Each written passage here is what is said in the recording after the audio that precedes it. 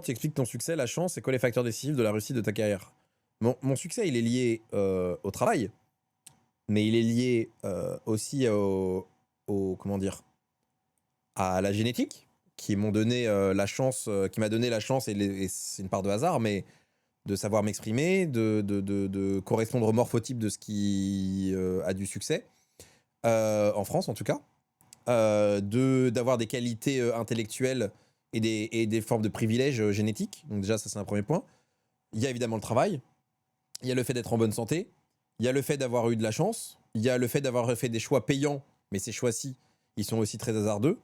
Il y a le fait que mes parents ont investi sur moi énormément et qu'il y a une bonne compensation, il y a une bonne sauce qui a été faite de l'ensemble de ces éléments-ci.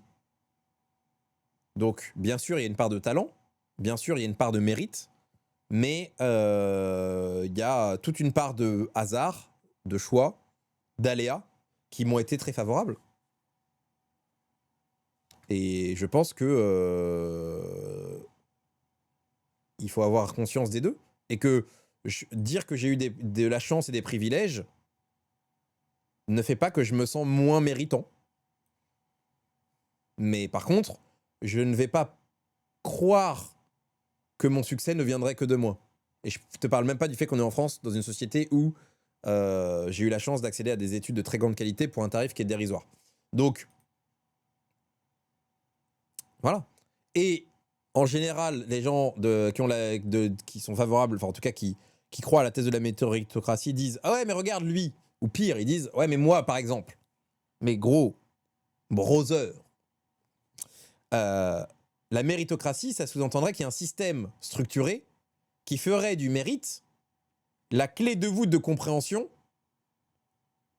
de ce qui est un différenciant qui emmène vers le succès. On parle toujours de succès capitaliste, attention, je précise pour mes trotskistes dans le chat.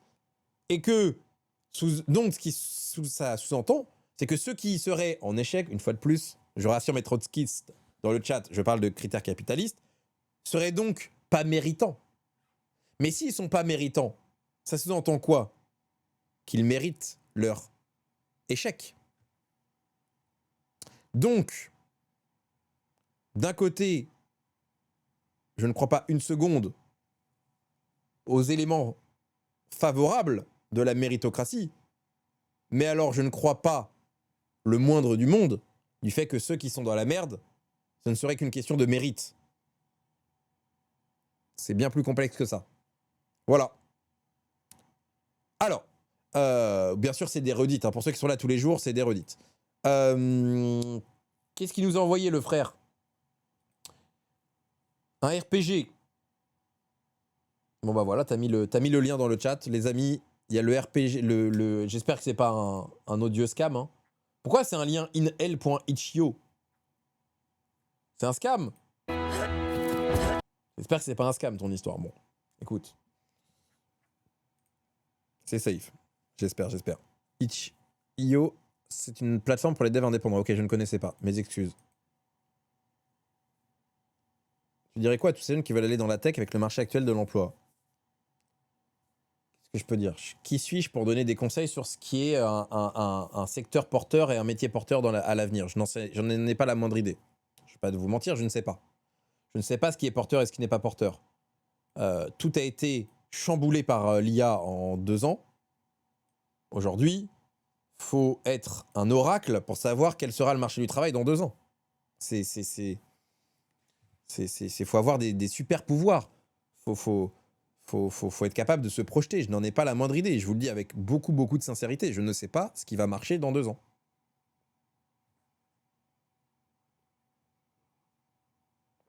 Et je me méfierais de toute personne qui donne des conseils de voilà le secteur porteur. Comment tu fais pour faire des grandes écoles sans argent? Alors, il y a des grandes écoles sur lesquelles tu as des portes d'entrée qui ne coûtent pas cher.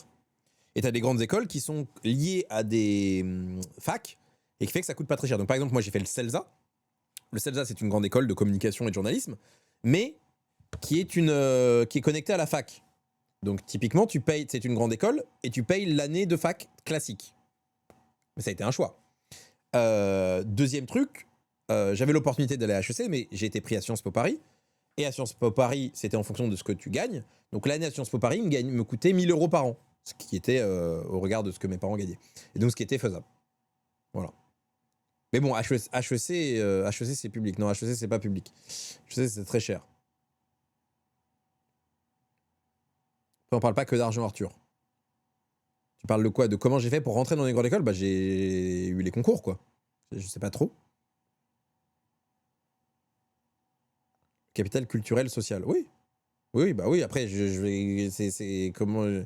T'expliquer comment j'ai fait pour gagner le concours, enfin pour réussir le concours, c'est quand même difficile à résumer. Mais oui, c'est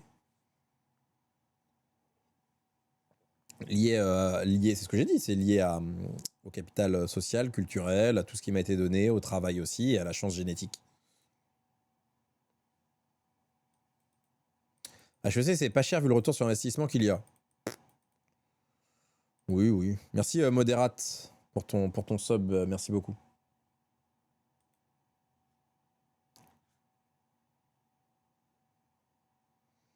Salut, est-ce qu'une structure comme Cassé peut perdre un sponsor pour un appel au vote du CRAM pour 2027? Genre la cause mentionnée par la marque ou c'est illégal?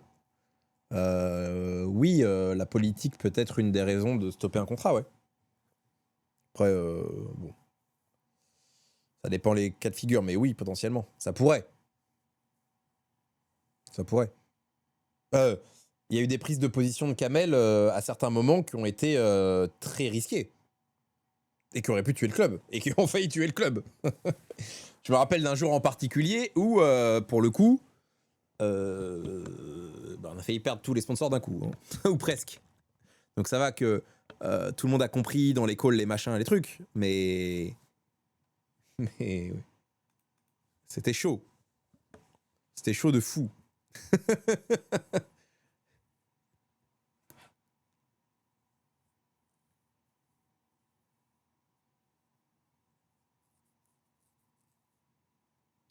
Tu penses quoi par chance génétique? Bah, en fait, si t'es en bonne santé, t'es pas en bonne santé, ça change toute ta vie. Si t'as, comment dire, des facilités intellectuelles ou comportementales ou d'expression ou des soft skills, bah c'est pas que de la génétique, mais c'est aussi de la génétique. Ça fait aussi partie. T'as plein de trucs, quoi. Donc, t'as ce que certains appellent le talent, qui est en fait le mix entre comment dire, l'inné et l'acquis.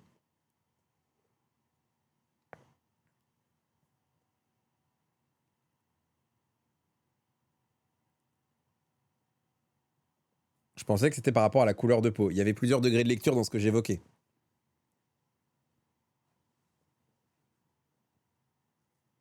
Je vous laisse,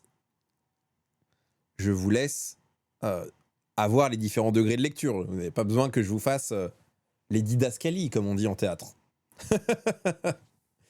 Le mot didascalie sur Twitch, un dimanche matin. T'as des conseils à donner à quelqu'un qui aujourd'hui a du mal à s'en sortir financièrement, genre pas de dette, mais qui galère à s'épanouir à cause de ça? Il n'y a pas de solution magique. Donc je ne te donnerai pas les conseils que d'autres font de solutions magiques, parce que ça n'existe pas. À tort ou à raison, aujourd'hui, le travail est une des rares portes de sortie pour avoir un équilibre financier plus sain. Et j'espère que ça va te permettre de trouver plus d'épanouissement, mais il n'y a pas de formule magique, il n'y a pas de fais ça et tu vas être riche, ça n'existe pas en fait. Et tous les gens qui vous vendent ça sont des menteurs. Mais vraiment, ce sont des menteurs. Salut, j'aime bien ton podcast Lock-in. Pourquoi t'être lancé dans un podcast à 3? Tu ne voulais pas en faire un solo? Alors j'en ai aussi un solo qui s'appelle Stonks. S-T-O-N-K-S. D'ailleurs, si tu fais point d'exclamation Spotify. Non, ouais, regarde. Hop, tu peux le trouver. Si tu fais point d'exclamation YouTube. Hop, tu peux le trouver. Faut prendre des douches froides pour être riche. Mais voilà, en tout cas, n'hésitez pas si. Mais il y a un podcast solo. C'est vrai qu'il est pas. En ce moment, il est pas très mis à jour, mais.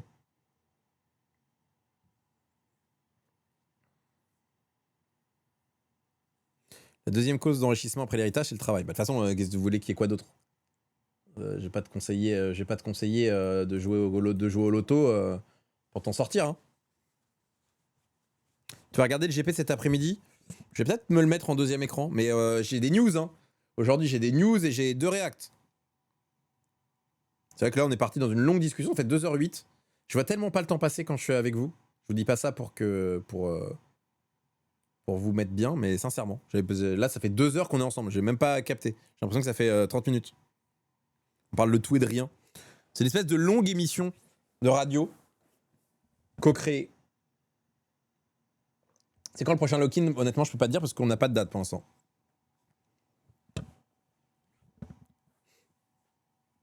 T'as tenté le jeu DPM qui fonctionne comme Destiny Eleven? Non, pas encore. Pourquoi Stonk c'est dispo sur Apple Podcast mais pas Lock-in? Lock-in est une exclusivité Spotify pour l'instant. Pour des raisons que vous pouvez imaginer. J'aime trop juste le format échange, trop sous-côté. Je suis d'accord avec toi. Je trouve que c'est un truc qui, en fait, étonnamment, surprenamment, est quelque chose qui s'est perdu sur Twitch. Alors, bien sûr, il y avait beaucoup de gaming et tout, mais je trouve que ce côté just chatting de vraiment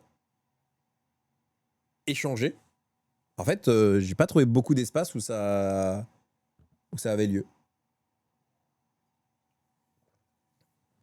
Arthur, t'as déjà joué à Dofus? Non, parce que c'était le jeu de mon petit frère et j'ai ce vieux truc de ah, mais c'est mon petit frère.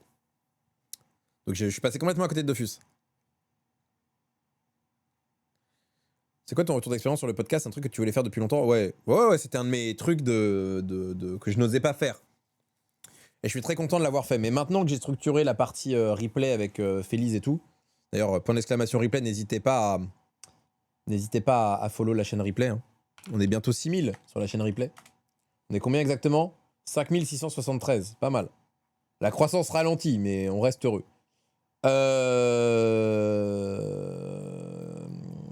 Qu'est-ce que je voulais dire? Je vais pouvoir peut-être l'année prochaine accélérer la partie YouTube perso.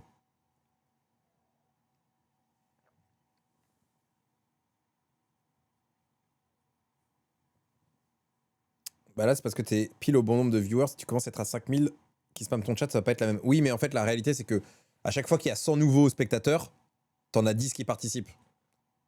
Là, la plupart des gens ne participent pas. Hein.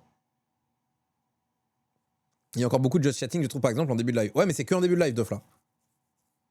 C'est pas le temps long. Or, en début de live, il y a moins de gens qu'au milieu du live. La réalité, c'est qu'un live, au départ, t'as le cœur de la commu,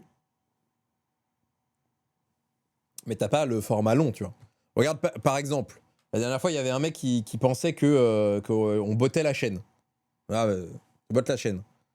Et quand on avait dit aux gens, montrez que vous êtes des bots dans le chat, là, tout d'un coup, c'était une pluie de commentaires. Par exemple, là, si on dit aux gens, est-ce que tout le monde peut juste envoyer un petit message dans le chat, s'il vous plaît? Juste montrer que vous êtes bien là et que vous êtes, et que vous êtes réveillé. Juste un tout petit message dans le chat. Et ensuite, vous pouvez repartir en lurk. Salut Darker, mon gars. L'élite. Voilà. Vous voyez? Les bots sont là. Les bots sont là. Et bien là, putain, le nombre de premières fois, par contre, magnifique, ça fait plaisir. Comment ça, il y a autant de gens qui suivent d'un coup? N'hésitez pas à suivre la chaîne. Là, il y a eu 20 mecs qui ont suivi la chaîne d'un coup. Vous êtes des monstres.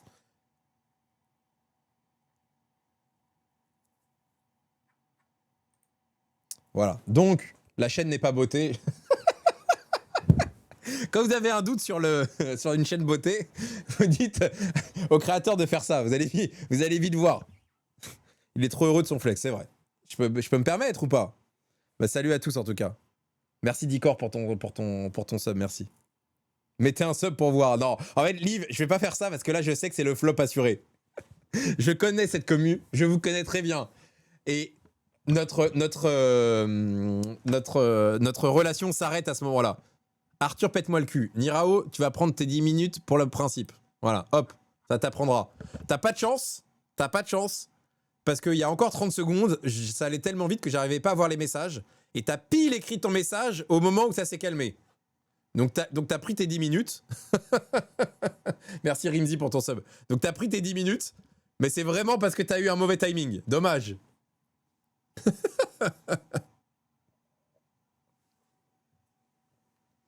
Pète-moi le cul à moi aussi. Allez, tiens, prends tes 10 minutes. Regardez. Vous les voulez vos 10 minutes. Hop. Il y a rien qui me rend plus heureux que de vous rendre heureux quand vous voulez vous faire. Merci la baguette de pain. Voilà. Donc, si vous voulez, je peux vous mettre vos 10 minutes. Hop, allez, on continue. Je sais que c'est une petite... c'est une petite relation un peu toxique. Ne vous inquiétez pas.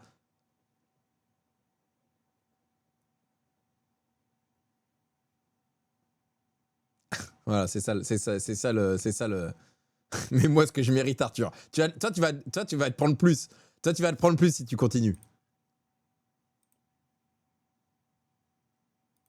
Hop, voilà.